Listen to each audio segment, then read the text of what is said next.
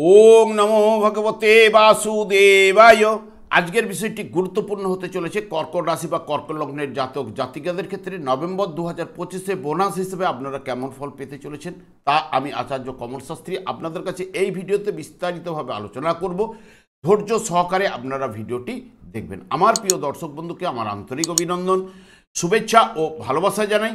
আমি আশা করি অনাদির আদি গোবিন্দের অশেষ করুণায় আপনারা সকলেই কুশল আছেন। আমি কারো ব্যক্তিগত জন্মছক বা ন্যাটাল চার্ট নিয়ে বিচার বিশ্লেষণ করছি না। ঠিক নভেম্বর 2025-এর গ্রহ সন্নিবেশের মাধ্যমে আমি একটি ছক প্রস্তুত করে তারপরে বিচার এবং ফলাদেশ করব, সেটি হবে আপনাদের এই মাসের গাইডলাইন।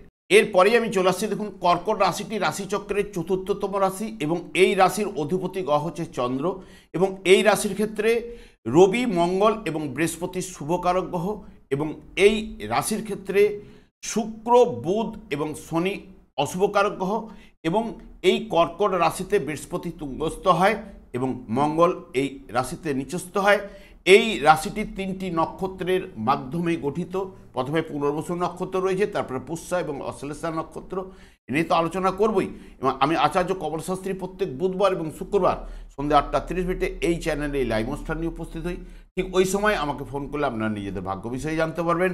তাছাড়া বিভিন্ন ধরনের ভিডিও আপলোড করে থাকে, সেগুলি পাওয়ার জন্য আমার চ্যানেলকে সাবস্ক্রাইব করে বেল আইকনে ক্লিক করে রাখুন। যখন আমি লাইভ অনুষ্ঠান বা যে কোনো ভিডিও আপলোড করলে আপনাদের কাছে নোটিফিকেশন পৌঁছে যাবে। দেখুন, যেহেতু প্রথমেই কিন্তু পুনর্বসু নক্ষত্র 3°20 পর্যন্ত বিস্তৃত। পুনর্বসু নক্ষত্রে যারা জন্মগ্রহণ করে তাদের বিংশোত্তরী বৃহস্পতির মহাদশায় জন্ম হয় এবং অর্থাৎ বারংবার ঘুরিয়ে ঘুরিয়ে আসা বা পুনরাবৃত্তি ঘটা, পুনর্জীবন লাভ বা পুনরায় গমন প্রভৃতিকে বোঝায়। পরিপূর্ণভাবে ঈশ্বরের উপর বিশ্বাসী আপনারা কিন্তু হবেন। পিতা মাতার প্রতি শ্রদ্ধা ভক্তি এবং শিক্ষকের প্রতিও ভক্তি আপনাদের কিন্তু থাকবেই। বর্তমানে পবিত্র মন এবং বিদ্যাক্ষেত্রে সফলতা, উত্তরাধিকার সূত্রে জাতকের ধনসম্পত্তি বা ভাগ্য উন্নতির যোগ কিন্তু প্রদান করে এবং অর্থ উপার্জনের ক্ষেত্রে সফলতা, কাজকর্মে উন্নতি ও ভাগ্য উন্নতি কিন্তু ঘটিয়ে থাকে এবং নানান দিক দিয়ে লাভের সুযোগ কিন্তু আপনার আসবেই এবং সংসার জীবনে সুখ শান্তি আনন্দের বাতাবরণ কিন্তু এই পুনর্বসু নক্ষত্রে এই মাসের ক্ষেত্রে ঘটার সম্ভাবনা কিন্তু থাকছে। এবং যারা পুষ্যা নক্ষত্রে ঠিক 3°20 পরেই কিন্তু পুষ্যা নক্ষত্রে যে সকল জাতক জাতিকারা জন্মগ্রহণ করেন তারা সাধারণত বিংশোত্তরী শনির মহাদশায় জন্মগ্রহণ। এর দেবতা হচ্ছে বৃহস্পতি। বৃহস্পতি হচ্ছে নবগ্রহের অন্যতম দেবগুরু এবং জাতকের প্রকৃতি ভাগ্যবান বলা ঠিক যায় না, প্রতিকূল এবং মধ্যে ধীরে ধীরে উন্নতির পথে এরা অগ্রসর হতে হয়। সৌভাগ্য এবং দুর্ভাগ্য দুটিই ভগবান প্রদত্ত আপনাদের ক্ষেত্রে।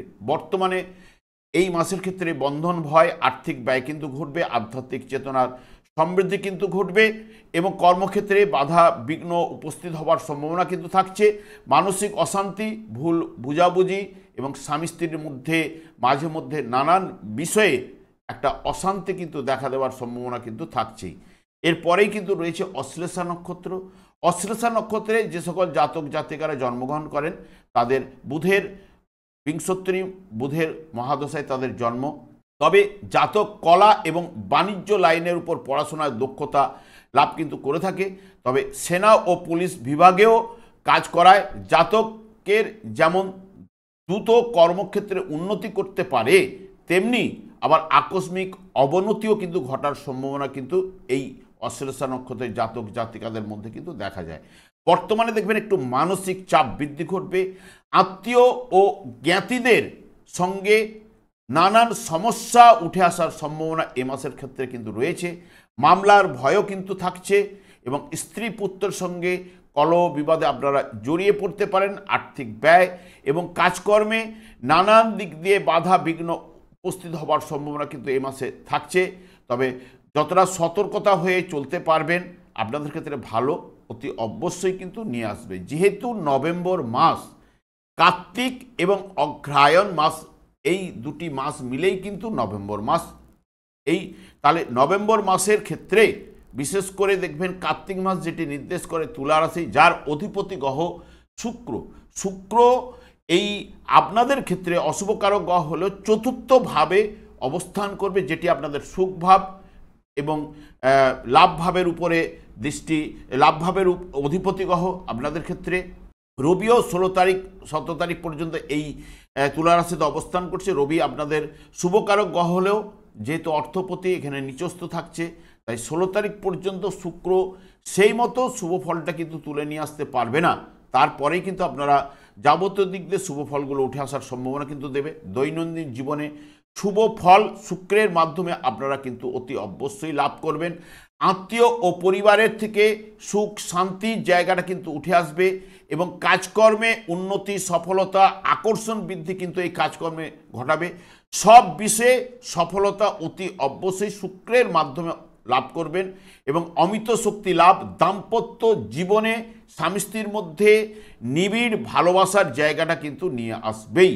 মঙ্গলও দেখবেন এই নভেম্বর মাসের ক্ষেত্রে আপনাদের ক্ষেত্রে শুভকারক গ্রহ পঞ্চমে, পঞ্চমপতি গ্রহ অবস্থান, যেটি কর্মপতি আপনাদের ক্ষেত্রে, এবং যেহেতু অঘ্রাণ মাস নির্দেশ করে বৃশ্চিক রাশি, এর অধিপতি গ্রহ মঙ্গল, সেই কারণে মঙ্গল যেহেতু শুভকারক গ্রহ আপনাদের ক্ষেত্রে, যদি যার জন্মকালীন শুভ বলবান থাকলে দেখবেন কাজকর্মে বা ব্যবসার মাধ্যম থেকে ভালো ফল কিন্তু আপনাদের ক্ষেত্রে উঠে আসবেই। মাঝে মধ্যে দুশ্চিন্তা ও হতাশা ভাব একটা থাকবেই। মাতার স্বাস্থ্য বিষয়ে কোনো না কোনো চিন্তা সেটাও কিন্তু উঠে আসবে এবং ফাটকা শেয়ার ব্যবসায় লাভ, কাজকর্মের পরিবর্তন ঘটাতেও কিন্তু পারে। আপনাদের ভাগ্যপতি হচ্ছে বৃহস্পতি এবং সে আপনাদের রাশিভাবেই কিন্তু অবস্থান করছে তুঙ্গস্থ অবস্থায়। তবে 12ই নভেম্বর বক্রতার মাধ্যমে যখনই প্রবেশ করবে এবং বৃহস্পতির সঙ্গে শনির ভাগ্যস্থানে শনিদেব অবস্থান করছে, শনিদেব বক্রতার মধ্যে, এবং এই যে দুটি গ্রহের যে সমন্বয় যেটা ঘটবে আপনাদের ক্ষেত্রে, বিশেষ করে দার্শনিক মনোভাব, ন্যায়নীতি বোধ এবং নিরপেক্ষ ব্যবহার, এটা কিন্তু অতি অবশ্যই এই বৃহস্পতি এবং শনির যে দৃষ্টি বিনিময়ের মধ্যে ঘটবেই এবং আপনাদের ক্ষেত্রে সুস্বাস্থ্যের অধিকারী হবেন। ধর্মসম্মত জীবনযাপন করার জায়গাটা কিন্তু বৃহস্পতি সাধারণত প্রদান করে থাকে। বর্তমানে যারা কন্ট্রাক্টারি বিজনেস করে থাকেন এই কর্কট রাশি বা কর্কট লগ্নের জাতক জাতিকারা, তাদের ক্ষেত্রে এই বর্তমান এই মাসে দেখবেন অতি শুভ ফল অতি অবশ্যই উঠে আসবে। প্রচুর অর্থ লাভ জায়গাটা কিন্তু ঘটাবেই এবং সম্মান লাভের জায়গাটা নিয়ে আসবে। ভাগ্য উন্নতি জায়গাটা বৃহস্পতি প্রদান করবে। দান করার প্রবণতা এটাও নিয়ে আসবে এবং যখনই দেখবেন বৃহস্পতি বক্রতার মাধ্যমে প্রবেশ করবে 12ই নভেম্বরের পর থেকে কিছুটা ফলের হ্রাস বৃদ্ধি কিন্তু ঘটবে। নাহলে এই জায়গায় তুঙ্গস্থ অবস্থায় আপনাদের ক্ষেত্রে রাশিভাবে থাকার জন্য পঞ্চম ভাব, নবম ভাবের উপর দৃষ্টি, যেটি 1-5-9, যেটি কোন ভাবকে কন্ট্রোল করার জন্য বৃহস্পতি আপনাদের ক্ষেত্রে পজিটিভ রেজাল্টগুলো নিয়ে আসবে। এবং বিশেষ করে যাদের ক্ষেত্রে দেখবেন জন্মকালীন, যাদের বৃশ্চিক রাশিতে বৃহস্পতি জন্মকালীন অবস্থান করছে বা যার জন্মকালীন আপনাদের ঠিক সপ্তমভাবে অর্থাৎ মকর রাশিতে বৃহস্পতি যার অবস্থান করছে এবং ভাগ্যস্থানে অর্থাৎ মীন রাশিতে জন্মকালীন কর্কট রাশি বা কর্কট লগ্নের জাতক জাতিকাদের যাদের বৃহস্পতি অবস্থান করছে, তাদের এই বর্তমান সময়ে দেখবেন শুভ ফলগুলো, অতি শুভ ফলগুলো উঠে আসার সম্ভাবনা কিন্তু প্রদান করবে। এখানে পঞ্চম ভাবের উপরে যদি জন্মকালীন গ্রহ থাকলে দেখবেন সন্তান সন্ততি ক্ষেত্রে থেকে তারা সফলতা পাবে, মন মানসিকতার জায়গাটা ভালো থাকবে, কাজকর্মের জায়গাটা উন্নতির জায়গাটা কিন্তু নিয়ে আসবে এবং সপ্তম ভাব স্ত্রীর ভাগ্যে ভাগ্য উন্নতি ঘটতে পারে বা স্ত্রীর দিক দিয়ে আপনি বা স্ত্রীর ভাগ্যে যেরকম ভাগ্য উন্নতি ঘটবে, স্ত্রীর দ্বারা যে কোনো সফলতা আপনার মধ্যে কিন্তু উঠে আসার সম্ভাবনা দেবে এবং ভাগ্যস্থানে যে শনিদেব আপনাদের অবস্থান করছিল এবং ভাগ্য বিড়ম্বনা যেটা আপনাদের ক্ষেত্রে প্রদান করছিল, সেটি এই সময় চলাকালীন দেখবেন পজিটিভ রেজাল্টগুলো উঠে আসার সম্ভাবনা কিন্তু এই জায়গায় প্রদান করবেই। এবং যাদের ক্ষেত্রে মঙ্গলও শুভকারক গ্রহ আপনাদের ক্ষেত্রে, মঙ্গল বর্তমানে দেখুন যেহেতু গোচরে বৃশ্চিক রাশিতে পঞ্চমভাবে অবস্থান করলো, যার জন্মকালীন বিশেষ করে আপনাদের অষ্টমভাবে যদি কোনো জন্মকালীন যার মঙ্গল থাকলে অবস্থান করলে বা আপনাদের ঠিক লাভভাবে এবং বা মিথুন রাশিতে এবং বৃষ রাশিতে যার মঙ্গল অবস্থান করছে তার ক্ষেত্রেও কিন্তু যদি জন্মকালীন মঙ্গল শুভ বলবান থাকলে এই সময় শুভ ফলগুলো কিন্তু প্রদান করবেই।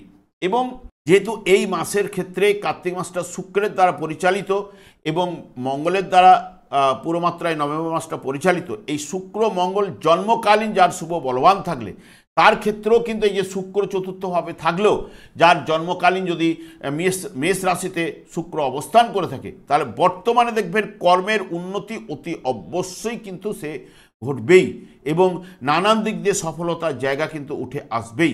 তবে বর্তমানে যাদের দেখবেন বৃহস্পতির দশা যার চলছে, বিশেষ করে দেখবেন এই সময় যাদের কর্কট রাশি বা কর্কট লগ্নে দেখবেন বাহন লাভের জায়গাটা বা যানবাহন লাভের জায়গাটা আনতে পারে এবং সুখের জায়গাটা প্রদান করবে, বস্ত্র লাভ, আর্থিক উন্নতি, বিবেকের দিক দিয়ে বৃদ্ধি লাভ ঘটবে এবং পিতার থেকে সুখ এবং স্ত্রী পুত্র তাদের থেকেও লাভবান আপনিও কিন্তু হবার সম্ভাবনা কিন্তু এই জায়গায় প্রদান করবে কিন্তু বৃহস্পতি এবং যার দশা চলছে। এবং মঙ্গলের দশা যদি যার জন্ম এই সময় যদি চলে দেখবেন কর্মে আধিপত্য আপনি বিস্তার করতে পারবেন এবং অর্থ ভূসম্পত্তি লাভের জায়গাটা এনে দেবে এবং সুখ লাভ, ভাতৃপ্রীতি এই জায়গাগুলো মঙ্গল কিন্তু প্রদান করবেই।